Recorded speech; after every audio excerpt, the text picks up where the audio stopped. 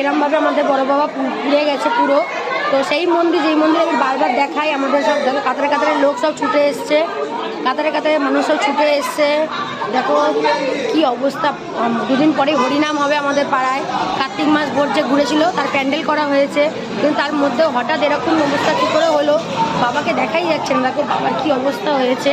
সবাই ছুটে এসছে, মন্দিরে তালা মারা হবে, সব ডিসিশন নেওয়া হচ্ছে, অনেক কিছু হচ্ছে, কিন্তু মাঝখান দিয়ে যার প্রতি বাবা জ্বলে গেল। এত লোক এত পরে ডিসিশন নিল। দেখো সবাই এসছে, কিন্তু সবাই এসছে, কত লোক দূর দূর থেকে লোকজন এসে আলোচনা হচ্ছে। দেখো কী পরিস্থিতি, দেখো সব।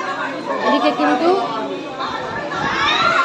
বাবা মার পুজো হচ্ছে পাশে, দাদাভাই পুজো করতে এসছে, পুজো হচ্ছে। আর এই পাশে এই দুর্ঘটনা ঘটেছে। আমি মন্দিরে তোমাদের দেখাই, কিন্তু মন্দিরে তোমাদের দেখাই এরকম যেন কারোর মন্দিরে না হয়, কারোর কোনো ক্ষতি না হয়, এরকমভাবে পুজো